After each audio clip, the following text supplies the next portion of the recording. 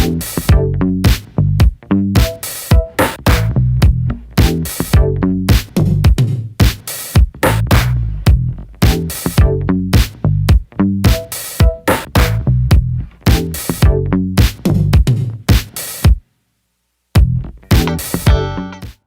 tardes a toda la comunidad Red Incuba. Muchas gracias por la invitación. Un placer estar nuevamente con emprendedores. Bien, pues el día de hoy vamos a ver esas buenas prácticas jurídicas. A través de este tiempo hay consejos que nos ahorran tiempo y dinero. Y precisamente ahorita en medio de esta situación necesitamos ahorrar tiempo y dinero. Todo parecería más lento. Quise idear una presentación muy dinámica con 10 puntos que considero torales para la empresa. Es decir, hay momentos donde hay que tomar decisiones jurídicas y esos momentos los vamos a ver reflejados, se van a ver reflejados todos en alguno de estos momentos y cuáles han sido en la experiencia los puntos finos a considerar. Recuerden que esto de lo jurídico tiene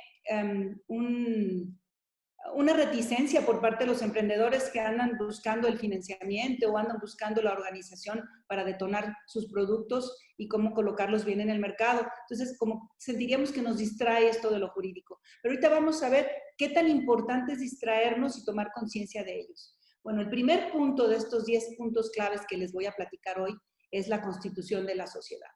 Es el acta de nacimiento de nuestra empresa y definitivamente en este momento hay algunos consejos que quiero que se lleven todos, incluso el que ya está constituido, para que los considere.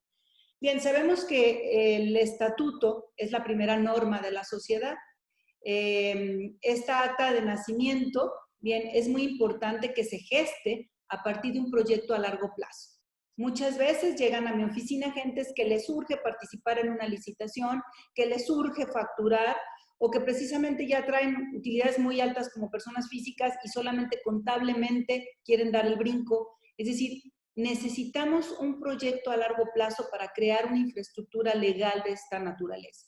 Porque ¿qué pasa si el proyecto no es a largo plazo? Pues que no se cumplen las expectativas o se cumplen demasiado a prisa y se queda la estructura. Es una estructura que se carga incluso contablemente. Nacer jurídicamente en una sociedad es mucho más sencillo que morir en una sociedad. Entonces, debe haber un proyecto a largo plazo, ¿verdad? Muy claro entre los que van a participar en la misma. Otro punto muy importante a considerar es la búsqueda previa de un contador. A veces, en el mejor de los casos, vamos con el conocido, pero lo más importante en un contador, porque es algo que distrae mucho también la operación y el funcionamiento de la empresa, es que sea afín, o sea, que tenga clientes o se dedique al sector al cual tú te vas a dedicar. O sea, no hay mejor abogado para un constructor que el contador que lleva constructoras más grandes que la tuya. Es decir, el contador no puede ser todólogo y desafortunadamente la hacienda cada día está más especializada. Entonces, necesitamos forzosamente indagar. Hoy por hoy, los contadores también son solidarios con lo que sucede. Anteriormente llegaban muchas personas de, es que mi contador debe declaraciones y no me había avisado, o me tiró la contabilidad. Bien, importantísimo, hoy por hoy, la cédula profesional de ese contador y que firme también la documentación financiera. Ahora ya los contadores, con esas restricciones que hay por parte de la Secretaría de Hacienda, ya no toman cualquier cliente. El cliente que le gusta comprar facturas o hacer cosas indebidas, pues el contador ya sabe que su cédula profesional también va de por medio. Siguiente cuestión muy importante de considerar al momento de constituir la empresa es que fiscalmente ustedes prevean cómo van a ser sus gastos corrientes en la operación. Normalmente todos echamos lápiz cuando vamos a iniciar un negocio de lo que se necesita para arrancar el proyecto. Pero el proyecto en un momento va a arrancar y van a continuar esos gastos. Entonces, es muy importante que vislumbren cuál va a ser su gasto corriente para precisamente asesorarse previamente con el fiscalista para ver en materia hacendaria lo que van a estar pudiendo deducir. Esa es una práctica muy sana porque si no el fisco se convierte en un socio casi al 50% que tú estás cargando de lo que estás ganando. La siguiente recomendación que les voy a hacer en el momento de constituirse es la ocupación de sus cargos dentro de la misma. Y tiene mucho que ver con el siguiente punto que vamos a ver. Muy importante, muchachos, que así como van a vislumbrar los gastos de operación, también vislumbren cómo van a interactuar en cuanto a las responsabilidades. Cuando se va arrancando un negocio, los socios se vuelven una especie de todólogos y a uno normalmente le toca más carga. Entonces, no es solamente vislumbrar el acto del arranque, sino cuando entren a un estado de equilibrio en la operación, cómo van a interactuar con esos cargos. Vamos a ver el siguiente punto, por favor. La responsabilidad de los socios. El tema para mí más importante hoy por hoy es esto de la responsabilidad. El arte en el derecho societario, es decir, en el derecho de unir personas para crear proyectos, son esos pesos y contrapesos. En ese equilibrio está la salud financiera y emocional de la empresa.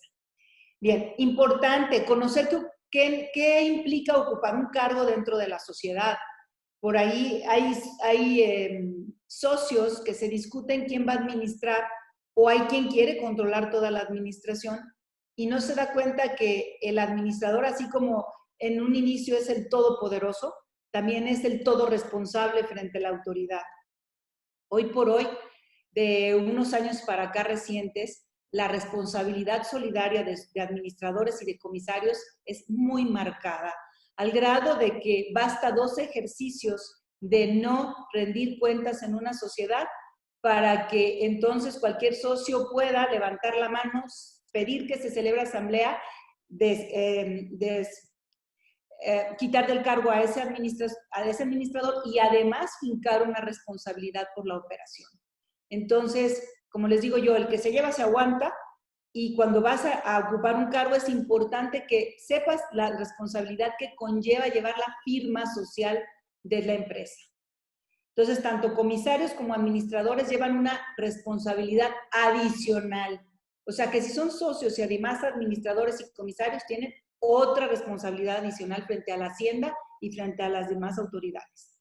Bien, ¿qué más? Evitar a toda costa, muchachos, prometerse utilidades que aún no se generan. Normalmente cuando estamos invitando a alguien al proyecto, aunque sea familia, siempre decimos, es que este producto nos va a dar a ganar tanto, es decir, hacemos unos números muy alegres. Societariamente yo les recomiendo usar el escenario más conservador. Incluso hablar de los 2 primeros años de una posible pérdida o una posible, ¿cómo les diré?, reinversión de lo que se genere en aras de que el negocio sea un poco más sólido. Vayamos al siguiente punto, por favor. Esta sí es una novedad y muy pocos han escuchado porque incluso como abogados y especialistas en el derecho corporativo nos discutimos de los alcances de esta reforma de 2014. Este punto 3 es considerar que pueden llevarse a cabo pactos entre los socios no contemplados en los estatutos y no contemplados en la Ley General de Sociedades Mercantiles. Déjenme decirles que en 2014, dadas reformas a esta ley, hubo novedades muy particulares.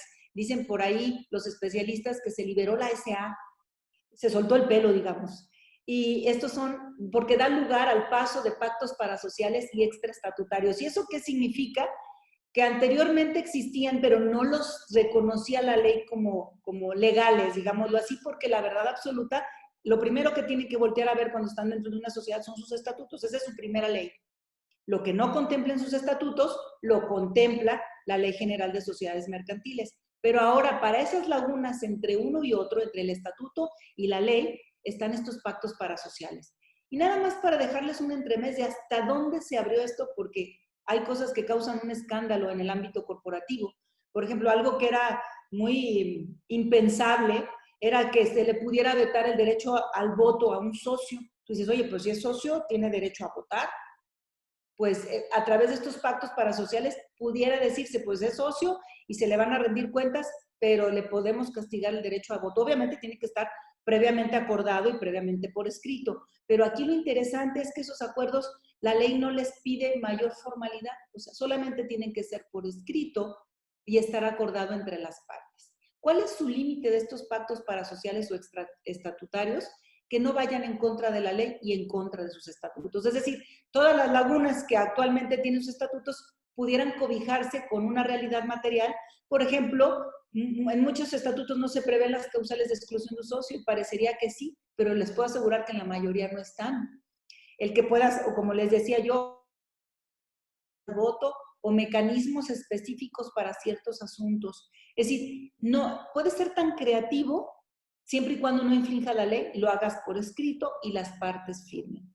Entonces, estas sí son unas verdaderas novedades, incluso algunos de estos pactos que se mencionan, porque la propia ley dice podrá, es decir, los deja abiertos, que pueden tomarlos o no, y por eso mucha gente empezó a decir, no, pues ya la SA ya no es para las pequeñas estructuras, ni para los emprendedores, porque corren peligro por esta situación. No, resulta que estas reformas de 2014 también pueden ser aplicadas a los demás tipos sociales siempre y cuando, es decir, también a una sociedad responsable limitada o a una SAS, siempre y cuando no choquen con la naturaleza del tipo social. O sea, las que enumeran la ley del podrá son aplicables a la sociedad anónima y habría que estudiarse si se pueden llevar en las otras. Incluso muchas sociedades anónimas o SAPIs terminaron por transformarse al ser familiares en SDRL, sociedades de responsabilidad limitada, por esta razón, para no permitir estos pactos extraestatutarios o parasociales. Entonces, aquí sí hay toda una novedad para aquellos que les esté apretando el zapato, oye, quiero sacar a tal socio, oye, fíjate que no tenemos previsto, en caso de que llegue un inversionista, cómo va a votar, etc. Bueno, esas situaciones que normalmente eran pensables solamente para las sociedades que bursatilizan, hoy por hoy también pueden llevarse caseramente a una sociedad de las más tradicionales y comunes que vemos en el día a día. Siguiente punto, por favor. Hay una palabra muy de moda, ¿verdad? El famoso gobierno corporativo. Bien, ¿qué es eso? ¿Con qué se come o cómo lo aterrizamos a nuestra empresa? ¿O para qué nos serviría dentro de nuestra empresa? Se cree que el gobierno corporativo son para las grandes estructuras financieras y que se requiere toda una infraestructura para poderlo operar, y eso es una mentira. O sea, caseramente podemos decir que el gobierno corporativo son aquellas herramientas que se implementan en la administración de la sociedad para trascender la misma. Es decir, para que sanamente no le cause un desquebrajo tanto en decisiones como en economía, como en operación a la empresa. ¿Y de dónde surge el contagio de este famoso gobierno corporativo? De los entes financieros. Los entes financieros que son suprarregulados, ¿verdad? Aterrizan este tipo de figuras en el día a día y ahora estas buenas prácticas jurídicas se llevan o se permean a entidades o a estructuras más pequeñas. ¿Y qué es esto? Bueno, es más que recibir asesoría externa, tanto legal como financiera como mercadológica, porque pues cada cabeza es un mundo, pero en la operación a veces te atrapas en el día a día y no ves más allá. Entonces, la formación de consejos y de comités para la toma de decisiones, tú me dirás, más estructura, más costo. No. Más estructura es para la toma de decisiones y no quiere decir que eso represente más costo, porque prevenir una situación o antes de tomar una decisión, aconsejarse de un especialista, te apuesto que es mucho más barato que resolver un problema. Eso lo tenemos comprobado en el ámbito jurídico. De ahí la importancia y la relevancia de la asesoría corporativa. Y otra recomendación que hay, no, todavía no, ¿me regresas? Otra recomendación muy importante es estas empresas, en el gobierno corporativo, es en tratándose de las empresas familiares. ¿Y a dónde voy con todo esto? Que si bien es cierto, tenemos que tener un peso y un contrapeso en la toma de decisiones en una empresa donde existen dos o más socios, pero en tratándose de la empresa donde forman parte miembros de la familia, hay un doble riesgo por la cuestión afectiva y pues el lazo de sangre que los une. Entonces, aquí, adicional a las buenas prácticas del gobierno corporativo, también algo muy utilizado por entes más grandes y que esta buena práctica se debe de llevar a cabo en empresas más pequeñas, es hacer un protocolo de familia. Y ese es un documento privado, ¿eh? Es un documento privado donde los miembros de familia fijan las políticas de cómo trascender esa administración precisamente en caso de que fallezca el que tiene el control de la empresa, en caso de que uno ya no quiera seguir laborando, en caso de que quieran ingresar un nuevo socio. Es decir, tú me dirás, es que eso ya se prevé en los estatutos. Hay muchas cosas que no prevé la ley y que no prevén los estatutos y que muchas veces le pegan a la familia. Un ejemplo muy clásico. Las acciones son bienes muebles que al fallecer el socio en automático es como el carro, es un bien mueble, trascienden a la vida del cuyos, del finado, y se heredan a quien él indique en su testamento, y si no hay testamento, en línea recta a sus herederos. Y estos podrían apersonarse como los herederos de esas acciones en esa empresa. En muchas empresas se tiene prohibido el ingreso de hijos y de esposas a la sociedad. Si le pagan su parte que le correspondía a ese socio, pero no permiten que su familia ingrese a la vida societaria, en aras de que pues ellos no conocen la operación y las decisiones que ya se venían tomando en la empresa, es decir, por conservar una sana operación. Entonces, imagínense cuando el negocio es de familia, todos los intereses que hay de por medio, se tiene un estudio muy andado, donde la mayoría de las empresas en nuestro país son de dos socios. Imagínense, estamos hablando de padre y madre, en el caso de una empresa familiar, fallece uno de los dos, la señora nunca estuvo en la empresa y ahora está a cargo de la misma. Y empresa familiar no significa un negocio pequeño, puede ser un negocio tan enorme como ustedes se imaginan. De ahí la importancia de estos documentos y que estos documentos pueden ser totalmente privados incluso. Seguimos, por favor. Otro punto y talón de Aquiles, a pesar de que se ha puesto de moda, incluso por parte del gobierno, el promocionar que ustedes precisamente tengan registradas sus marcas, sus derechos de autor. Bien, respecto a la propiedad intelectual, todavía nos quedan muchos de ver las MIPYMES. Yo creo que aquí necesitamos también, como al principio en la constitutiva, hacer una estrategia a largo plazo de cómo se va a comportar esa propiedad intelectual.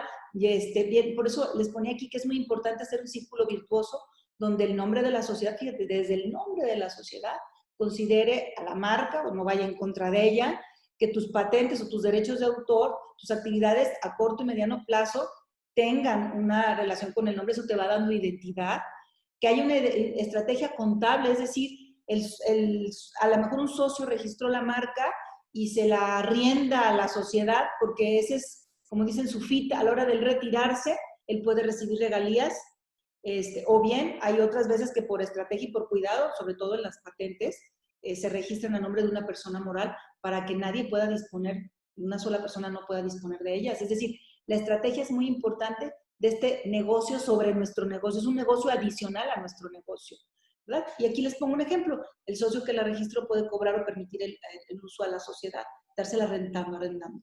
Bien, seguimos. Importantísimo, y llegaron para quedarse. Ahora, con motivo de la pandemia, el Poder Judicial se detuvo, a no ser la materia penal, pero incluso en los juzgados también hubo un paro total, lo que significa un retraso de por sí. Ya nuestra administración de justicia es lenta. Imagínense con esto, imagínense una persona privada de su libertad o quien está pendiente de un cobro en el comercio, lo que significa que no haya tribunales. Eso era un caos. En marzo esto era un caos. Entonces, fue cuando vuelven a tomar fuerza esto que ha venido permeando de unos años, de unos 10 años para acá, que son los medios alternos de solución de controversias, o mejor conocidos como los MASC.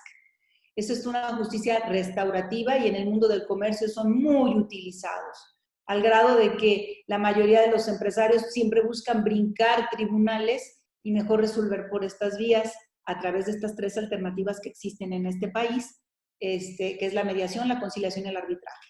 Se cree míticamente que el arbitraje solamente es para las empresas transnacionales y muy enormes, pero veamos que cada vez hay al ponerse de moda, al ser más común su utilización, se han creado herramientas sencillas. Por ejemplo, existe arbitraje en la Canaco de bajo costo para aquellos. El árbitro es una especie de juez privado que emite incluso una resolución que se ejecuta.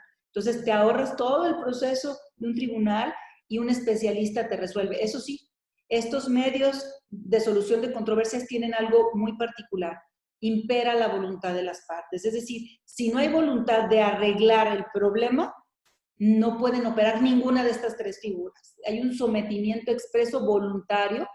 Incluso muchos contratos los están viendo en la práctica ya con los arrendamientos, ustedes que son gente de negocios, ya te dice el arrendador, pues con contrato de transacción, o sea, me vas a firmar por adelantado que me desocupas de fórmula pacífica, y lo pasan por la cuestión de la mediación.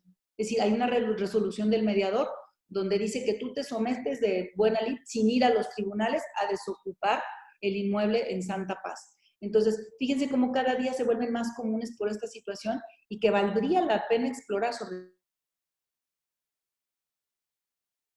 En el mundo del comercio, nunca te pelees. La verdad es que el tener crédito entre proveedores y clientes es lo sano para ser un buen comerciante. Entonces, la justicia restaurativa le da esa posibilidad al comerciante de continuar la relación comercial muy a pesar de haber tenido un traspié.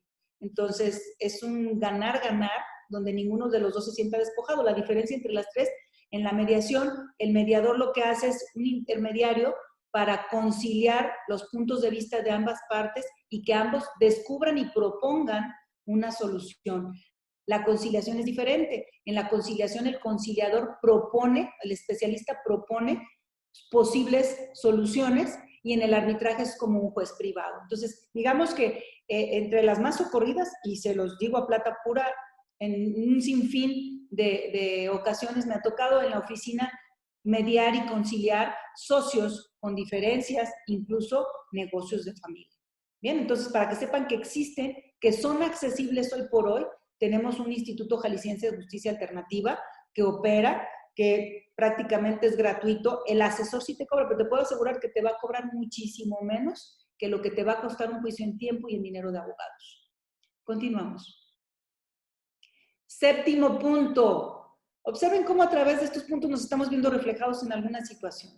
Bien, el séptimo punto. La gran importancia de conservar tus relaciones comerciales a largo plazo. Cliente no es el que te compra una vez, es el que regresa más de una vez y se fideliza al consumo de lo que tú le brindas en productos y servicios. De ahí la importancia de que cuides tus créditos. ¿Qué está pasando últimamente con la pandemia? La liquidez está escaseando. Y entonces es muy importante que ese crédito que tú te habías ganado a pulso, hoy por hoy todo comerciante sabe que de alguna forma tiene que dar un crédito o solicitarlo con sus proveedores. Incluso vean las famosas ventas nocturnas, no es más que esos créditos a largo plazo, pero los almacenes lo que hacen es que amarran a sus proveedores a estas famosas ventas nocturnas. Entonces, ¿cómo cuidar esos créditos? Bien, es importante con las herramientas que acabamos de ver en el punto anterior, que los cuidemos. Si definitivamente tú ya ves la nube negra de que no la vas a librar, antes de que quedes mal con tu proveedor o con tu cliente, acércate. Y si no te sientes capaz o tu contraparte está renuente, busca la herramienta y el aliado para que puedan renegociar, así como cuando un banco no puedes pagarle y renegocias una deuda, sería una sana práctica en estos momentos entre clientes y proveedores. De antemano te digo que el mundo del comercio sin créditos no sobrevive. Entonces hay que cuidar, ese es tu prestigio comercial. Crédito viene de creer en tu palabra. Que ahora lo hagamos en muchos papeles, bueno, de todas maneras es la credibilidad lo que tú necesitas cuidar. Segunda cuestión muy importante para generar esas relaciones a largo plazo, la elaboración oportuna de tus contratos. Más vale prevenir, ¿verdad? Y esos contratos no significa que sean en muchas hojas o que tengas que contratar una gran asesoría legal, no. Pero sí saber dónde estás parado y ser muy claro en las contraprestaciones con tu otra parte, entre clientes y proveedores. A veces la buena elaboración de un contrato te descansa, es más, los contratos bien hechos jamás se utilizan. Y eso no tiene que ver con el número de hojas, muchachos. Entonces, muy importante que consideren a la hora de su operación el no comenzar sin sus contratos. Continuamos, por favor. Ay, todos andamos buscando ese socio que nos ponga dinero, pero nunca sabemos que a veces ese dinero nos sale muy caro, porque si no sabemos manejar al socio inversionista, que él sí conoce de dineros, por eso los tiene, ¿verdad? Acaba mayoriteándonos y nosotros terminamos trabajando para ese socio inversionista. Hay socios tan inversionistas que terminan esclavizando a sus socios. Entonces, súper importante que cuando se pretende invertir un capital fuerte en tu sociedad, contablemente tienes que preguntarle al fiscalista cómo es ese dinero en tu empresa. Y obviamente haber hecho una planeación, porque también me he encontrado muchísimo donde todo el mundo dice, necesito dinero. ¿Cuánto necesitas? Tanto, ¿para qué? Exactamente no saben para qué. Es una necesidad inmediata, pero no saben cómo van a retornar ese dinero. Entonces, la claridad en el retorno con los inversionistas es básica. Bien, sobre todo cuando es extranjero, ¿eh? Es muy importante que tomen una asesoría legal y contable. El retorno, ¿verdad? Siempre hay que exponerle el panorama más conservador al socio inversionista. Es decir, en caso de que nos vaya mal, este es lo que te daríamos, porque el socio inversionista normalmente no pierde. Le podrás castigar el voto, pero nunca el rendimiento que le prometiste. Normalmente el inversionista no juega parejo como los demás socios que pierden o ganan según le vaya a la sociedad. El inversionista invierte para ganar únicamente. Seguimos.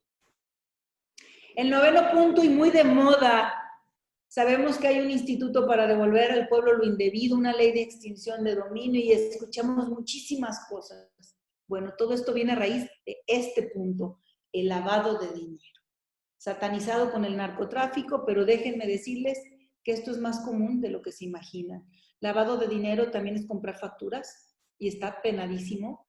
Nuestras leyes fueron adecuadas hace un par de años para que un fraude fiscal que se puede encuadrar facilísimo dé lugar a una cuestión delictiva.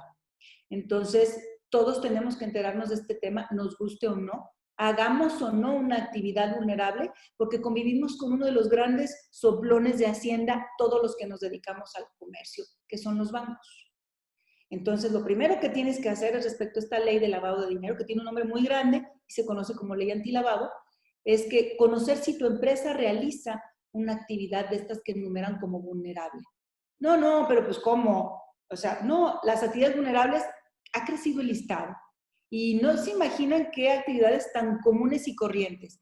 Una de ellas, por decirlo así, la compraventa de un inmueble, el arrendamiento, la venta de joyas, de arte, la compraventa de un carro, las compras departamentales. Es decir, muchos sujetos son obligados por esta ley y otros tantos por realizar operaciones con ellos.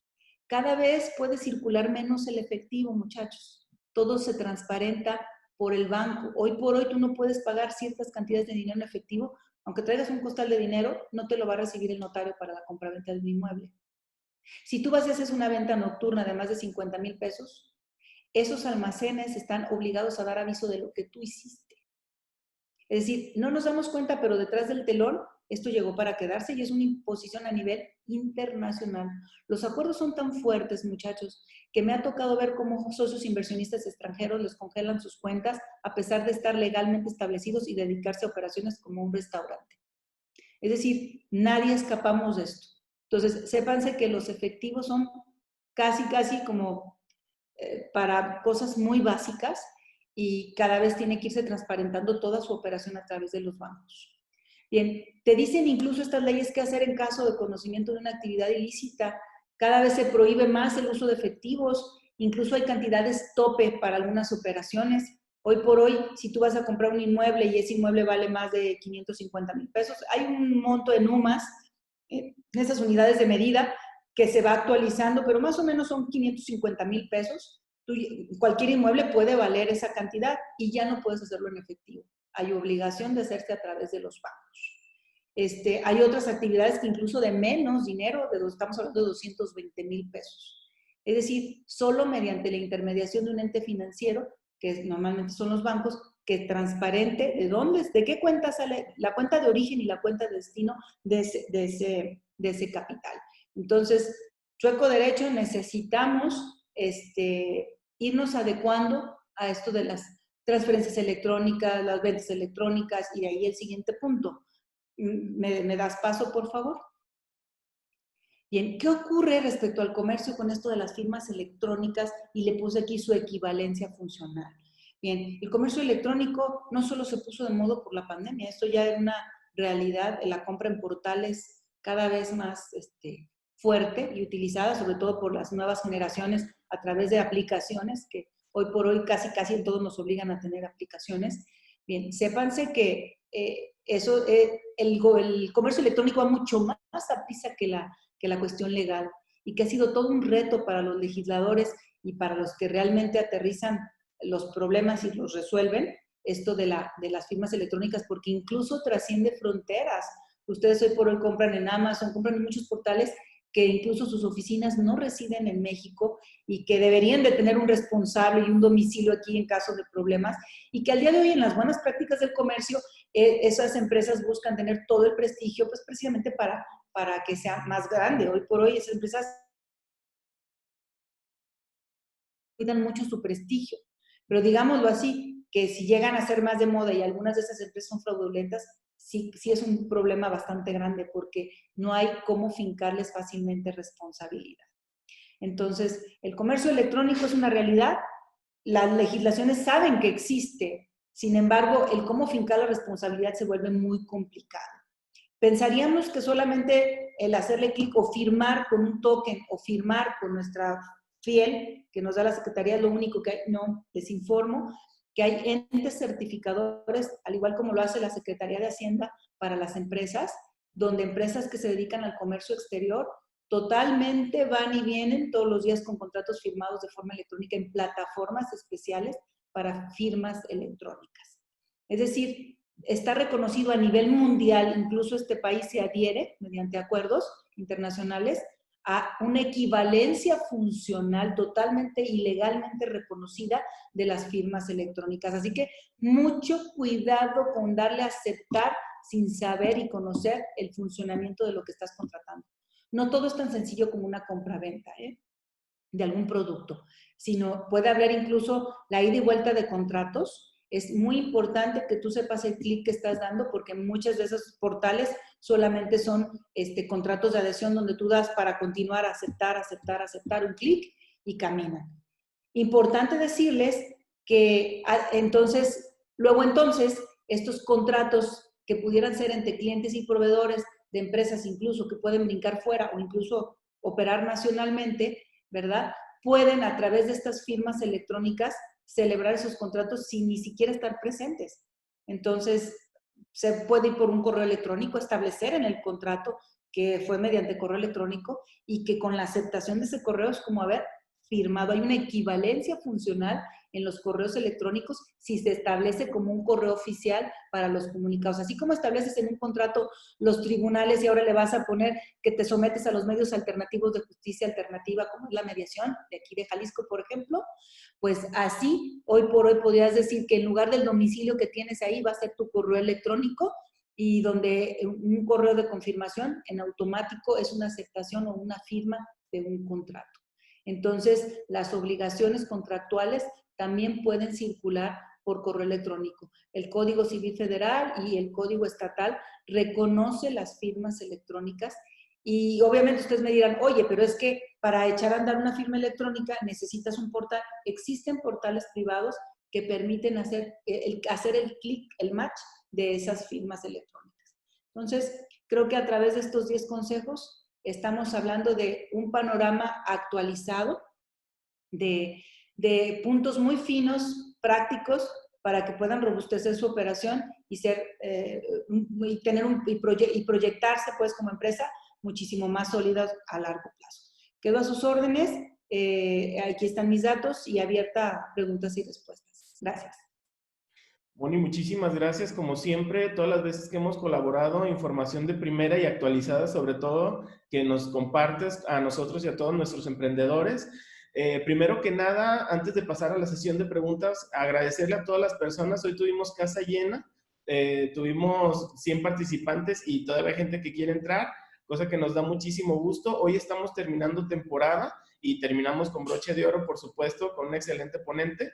Pero recordarles que pueden entrar a nuestra página de YouTube, Red Incuba México, en donde pueden suscribirse, por supuesto, se los agradeceríamos, y que le den clic a la campanita para que pues les esté llegando todo el material que estamos subiendo esta temporada de Red M+C, que es una red que se dedica a acercar el conocimiento de los empresarios a los nuevos emprendedores. Tenemos una temporada de 34 ponentes, las cuales ya se están subiendo y ya pueden encontrar varios de los capítulos. Y también tenemos una serie de 10 capítulos legales de Red Hall y está súper interesante. Ojalá que puedan acercarse a ver nuestro canal y a suscribirse. Vamos a pasar a la ronda de preguntas que previamente nos habían hecho llegar algunos emprendedores y que dio pie a esta ponencia. Y vamos a iniciar, Moni, con Miguel. Nos pregunta, Moni, yo de manera muy periódica escucho la palabra contrato y escucho la palabra convenio. ¿Es lo mismo? ¿Qué me conviene hacer con mis proveedores? Miguel, esto es algo muy común que se tenga la duda. Te comento, mira, podría decirse que la madre es el convenio y la hija el contrato, pero solamente hay una diferencia que hace ser mamá e hijo, y es una cláusula para poderlo rescindir de causa anticipada, que solo puede prever el convenio. Es decir, el convenio puede ser del mismo tamaño del contrato, pero da la oportunidad de rescindirse sin llevar a cabo algunas de las prestaciones a las cuales sí queda sujeta la ejecución de un contrato. Si tiene un antídoto para echarse para atrás en caso de alguna situación. Tan es así que cuando vas a convivir con entes gubernamentales, lo que firmas son convenios y no contratos, y parecen igualitos, llevan las mismas partes. Lo único que vas a encontrar de diferencia es una cláusula adicional, que es una salida para alguna de las partes, en este caso cuando son entes gubernamentales del gobierno, en caso de ciertas situaciones, de darlo vencido de forma anticipada. Es la única diferencia. Su naturaleza es la misma, su contenido prácticamente es igual, nada más es esa cláusula. Moni, tenemos una pregunta de Adela. Dice, Moni, yo ya tuve la experiencia de tener una empresa asociada con otras personas y me di cuenta que no profundicé y a lo mejor no fui correctamente asesorada en el tema de estatutos y de objeto social. ¿Qué podrías recomendarnos si volvemos a querer entrar en esta experiencia de negocio? En el mundo del comercio, definitivamente en Jalisco, los colegas corredores estamos casi a la vanguardia, todos, podría atreverme a decir, porque la propia exigencia de la habilitación así es. O sea, especialistas en comercio exterior, en minas, en comunicaciones, en entes financieros, es decir, nos obligan a prepararnos de tal forma que estemos inmiscuidos en los quehaceres más relevantes que distraen al comercio. Entonces, mi recomendación es que los estatutos tienen que ser a tu medida. Hay quien prefiere pagar un precio barato, pero a los 6 meses estar haciendo parches. Yo te digo que busques un precio justo, pero lo que busques es un buen servicio. Y si lo que buscas es una buena asesoría, busca corredores, por favor. En este estado somos casi 90. En mi caso soy la corredora 13 de esta plaza, pero cualquiera de mis colegas son excelentes y además te van a tratar personalmente. Eso es una asesoría de primera mano del que te va a fedar, va a autorizar tu escritura. Moni, tenemos una pregunta de Jaciel que me permito parafrasear. Él dice que si nosotros recomendamos hacer una empresa con la familia. Y bueno, aquí en Red Incuba no estamos en contra de hacer una empresa con la familia, sino de hacerla correctamente, que eso es el objetivo. Desde el punto de vista legal, en una empresa familiar o el inicio de una empresa familiar, ¿qué podríamos tomar en cuenta, Moni, que eso sea muy importante? Precisamente, mira, ayer di una plática de empresas familiares y quiero decirte que yo ya tenía números, pero cuando los corroboré con el INEGI me dio frío. Y me dio frío porque entonces deberíamos de tomar más atención de las empresas familiares. De 5 millones de negocios que hay en esta república, el 90% son empresas familiares. Pero lo más aturdidor de esto es que generan el 70% del empleo, un poco más del 50% del Producto Interno Bruto, pero lo más increíble, y es ahí donde yo les voy a dejar la reflexión, es que la mayoría de ellas, un 65% de esas empresas familiares, están formadas solo por 2 socios. O sea, estamos hablando que el común de las empresas familiares es le dices a mi esposa o le digo a mi hermano y arranca el negocio.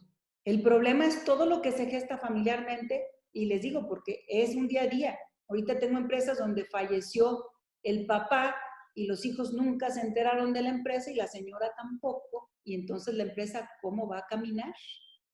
Entonces necesitan generar esos contrapesos, es decir, hay que crear conciencia de que es maravillosa la empresa familiar, está perfecto que sea familiar, pero que el cuidado es el doble porque hay mucho más en riesgo que solo el negocio. No te vas a pelear con la familia, ¿verdad? No vas a tener diferencias con la familia porque a lo mejor viven hasta en el mismo techo. Entonces, aquí tú requieres, Jaciel, una doble asesoría. ¿Por qué? Porque hay que cuidar también a la familia, no nada más al negocio, sino a la familia. Nos pregunta Juan, desde tu punto de vista y como empresario, aunque no soy abogado, ¿qué es lo mínimo que debería de leer en términos legales? Ah, excelente pregunta. La primera que debes de leer es tus estatutos, es tu primera ley. ¿Qué firmaste? Que leas tus estatutos, consultar al especialista, como te puedo decir, y decir a qué equivale tu nombre ahí donde tú te ubicas respecto de tu cargo. Porque no es lo mismo, muchachos, hablar de la administración legal que hablar de la administración común y corriente de una empresa. Es decir, las atribuciones legales son más, podría decirlo yo, que las operativas de lo que común se cree de un administrador. Entonces, vamos viendo a qué equivale mi nombramiento dentro de la sociedad, a qué me obligué, qué puedo hacer y qué no puedo hacer. Normalmente voltean a ver el estatuto cuando quieren sacar un socio o cuando va a llegar un inversionista o cuando los obliga el banco porque van a tomar un crédito y quieren exactamente ver dónde está lo que les está pidiendo el banco. Pero nadie se toma la amabilidad de leer sus estatutos y ya los firmaste, ya te casaste con la empresa, ¿verdad? Entonces, lo primero que debes de leer de punta a punta son tus estatutos. Y los estatutos aterrizan lo que es la legislación mercantil, no pueden ir en contra de ella. Y ya vimos hoy que todo lo que no esté previsto y necesites que esté en tu estatuto, lo que no puedes, lo puedes hacer a través de esos pactos parasociales, que nada más son acuerdos por escrito, que no vayan en contra de la ley, ¿verdad? Para que tus socios se metan en esa sintonía. Entonces, muchachos, el derecho societario es sumamente flexible y sumamente noble, pero hay que ponerle atención, hay que enterarse qué firmaron. Bien, Moni, pasamos a una pregunta de Aldo. Dice, Moni, ¿qué nos recomiendas hacer si un socio, al momento de que ya hayamos iniciado la sociedad, resulta que cambia un poco y se convierte en una persona problemática? Bueno, he repetido que es necesario prever las cosas en el estatuto. No le puedes aplicar un socio la de ya no te queremos, bye. O sea, eres un socio indeseable que puede suceder. Sucede en las familias, siempre hay una oveja negra, pues también en las sociedades, muchachos. Entonces, ¿cómo le podemos hacer para sacar un socio? Bien, voltear a ver nuestro estatuto, a ver si tiene previsto algo, qué hacer en caso de problemas o de diferencias. Si no, hay que preverlo, porque no puedes sacar a nadie, aún con las mayorías, si no está previsto en el estatuto, porque el socio entró con el estatuto sin reformar. Es decir, originalmente, si él no tenía causales de exclusión, no tienes por qué excluirlo, no puedes excluirlo. Entonces, lo que primero hay que hacer es prever las causas de exclusión de un socio para que después se les puedan aplicar.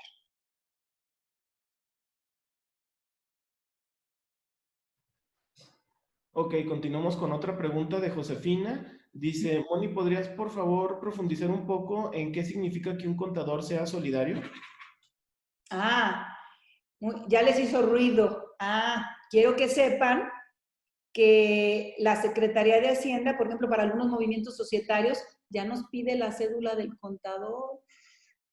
Anteriormente, el contador hacía números y firmaba el administrador la presentación de las declaraciones. Hoy por hoy la firma es electrónica y normalmente la custodia, ¿quién creen? El contador. Entonces, ¿qué hay con esto? Hoy por hoy también es importante que les firme un contrato de prestación de servicios el contador y que en muchos de los movimientos firme también el contador. ¿Por qué? Para que sea responsable de los números que está reportando. Y me he encontrado con un sinfín de gente que no ha sido responsable, ¿verdad? Y de que les dice que están al día y no están al día. Y hoy por hoy de ver declaraciones y de ver impuestos hay una cierta concordancia y se generan también adeudos por no declarar en tiempo o por declarar mal. Y hoy por hoy, si la autoridad hacendaria encuentra diferencias, se puede ir hasta 10 años a buscarle. Y si hay impuestos de hace 8 años que no se rindieron, te los cobra con recargos. Es decir, con Hacienda tienes que estar al super día. Por eso tienes que buscar a una persona competente y tú estar al pendiente de que siga siendo competente. Moni, Mariela nos hace una pregunta que me parece muy, muy, muy interesante. Dice, Mónica, desde tu experiencia, ¿tú crees que podamos acudir a un abogado a que nos asesore en qué puede ser el día a día de una empresa? O sea, no nada más en cuestión legal, sino a partir de la cuestión legal, el tema de convivencia entre socios y también con los empleados. Sí, pues les comentaba que los asesores en comercio especializados, habilitados por la Secretaría de Economía, somos los corredores públicos. Nosotros, además de tener la formación de abogados todos, tenemos la preparación en el ámbito del comercio. Entonces, y si no, busca asesoría corporativa. Pero importante es que, por ejemplo, los esquemas, por ejemplo, que promueve Red Incuba son de primera. O sea, Red Incuba no se preocupa solo por la asesoría legal, sino por la financiera, la humana, todo lo que conlleva la operación de la empresa. Haces bien en no solo buscar asesoría legal. La asesoría legal viene a cerrar, es como el candado de seguridad. Como dice Jorge, con el broche de oro haces el candado legal, pero atrás de lo legal vienen muchas decisiones que son operativas, administrativas, financieras, que se reflejan en la cuestión legal, pero que primero se gestan en lo que es la planeación, la verdadera planeación financiera. De ahí que el emprendurismo tome fuerza en este país no hace muchos años. En primera, porque en México hay emprendedores muy jóvenes. Y en segunda, porque dada la realidad de tanta empresa familiar y el traspié de que muchas de ellas no brincan el segundo año, pues había que prepararlas mejor. O sea, el quick, la clave de todo esto de progresar en el comercio es informarte antes de tomar la decisión. El problema es que el mundo del comercio es muy dinámico, muy arrebatado.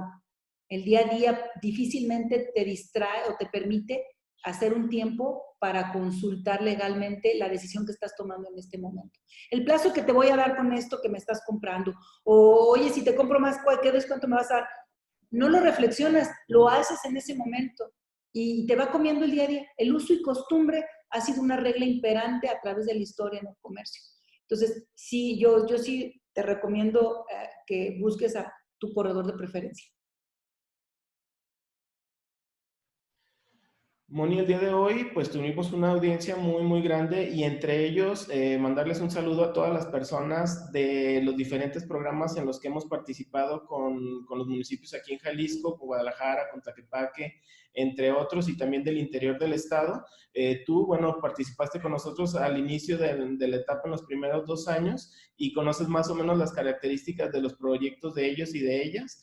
Y pues varias de esas empresas ya llevan 2 años de operación, entonces desde el punto de vista de una muy buena abogada, ¿cómo puede ser o cómo puede mejorar la relación entre socios? Que a veces puede ser buena, pero puede mejorar siempre. ¿Qué recomiendas para que haya una buena convivencia entre socios?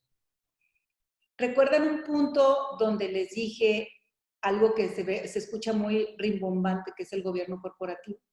Y que les dije que no era más que tomar asesoría externa para asuntos que a lo mejor son cotidianos, pero que necesitamos que nos refresquen las ideas. Es decir, a veces no nos sale muy caro invitar a alguien, por ejemplo, si vamos a lanzar un buen producto, hay que buscar un mercadólogo a ver cuánto nos cobra una hora de asesoría. Yo les puedo asegurar que el acercamiento de ese mercadólogo con los socios a una junta de gobierno, digámoslo así, les va a abrir un panorama y les va a refrescar las ideas de la sociedad. Los socios se van a sentir escuchados porque van a poder opinar. El mercadólogo no va a tomar decisiones. Las decisiones las van a tomar los socios. Pero el estar refrescando las ideas societariamente hace un destrabe con las o limas perezas que no se liman con el día a día y que se van rezagando hasta que uno dice, yo ya no más, o yo voy a votar en contra, o yo no estoy de acuerdo, o yo me quiero salir. Entonces, hay algo muy bueno que es la trascendencia de la administración de una manera sana.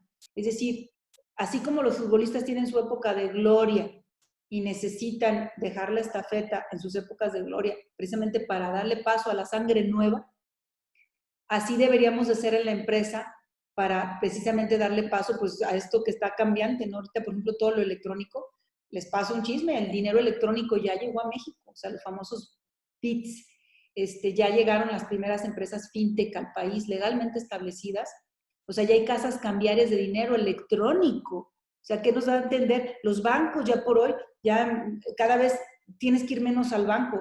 Entonces, todas esas ideas nuevas de las generaciones que manejan muchas aplicaciones y que no les choca, que traen otro expertise, sí son muy sanos que asesoren a la administración. Entonces, más nos valdría cooperar para una asesoría externa y tener ideas nuevas antes de tener esas asperezas, porque pues obviamente las cuestiones personales quedarían de lado, pero se van limando conforme hay un espíritu de hacer crecer en pro de todos con ideas nuevas de afuera. Moni, muchísimas gracias. Para nosotros, como bien comentas, en Red Incuba es de vital importancia que un emprendedor se capacite de manera 360 para convertirse, perdón, en un empresario. No nada más ser bueno en lo que hace, sino que un empresario tiene que ir un paso adelante del contador, del abogado, del mercadólogo. Como bien dices, apoyarte en gente que sabe de cuestiones técnicas y específicas y que a veces es mucho más económico de lo que la gente piensa, pero sin duda alguna el empresario su mayor tarea es capacitarse al 100% para dirigir correctamente una empresa. Moni, unas palabras finales. Pues que vean toda esta cuestión legal como una inversión, no como un gasto, y que si es un gasto bien planeado no es significativo, se los puedo asegurar. Las horas de asesoría pagadas son mucho más importantes que después tener que resolver un problema, aún con medios alternativos de solución. Entonces, hay que invertir en asesoría y pues enhorabuena que están capacitando y están cerca de Red Incuba. Moni, muchísimas gracias por haber estado el día de hoy con nosotros y pues para cerrar la temporada, no sé si Marce ya me escucha por ahí, les presenta Marcela Espinosa, la presidenta de Red Incuba, para despedir a Moni y despedir temporada el día de hoy. Muchísimas gracias a todos por habernos acompañado y los dejo con Marce. ¿Me escuchas, Marce? Claro que sí, Moni, muchísimas gracias. Ha sido un placer escucharte. Quiero presumirles que Mónica ha sido por muchos, muchos años la asesora prácticamente de todas las incubadoras del estado de Jalisco. No solamente es una gran abogada, es una gran fedataria porque ponerte en manos de Mónica es estar tranquilos de por vida, así, de ese nivel. Gracias a todas. Me encantó ver nuestra audiencia, que el 99% eran mujeres. Qué gusto saber que se están capacitando, qué gusto saber que sus empresas están de pie y qué gusto saber que nos une un lazo que jamás se romperá, que son nuestras hijas, siempre las veremos así, a todos los egresados de los programas. Y bueno, pues véannos aquellos webinars que se hayan perdido en nuestro canal de Red Incuba, como ya se los comentó Jorge, y esperamos que en 2021, por supuesto, la situación sea mejor para todos y que las empresas estén de pie y que, por supuesto, con esas nuevas temporadas que vamos a tener, sigamos capacitándonos. Un gusto, un placer, Moni, a todas. Muchas gracias. Nos vemos pronto. Gracias, Jorge.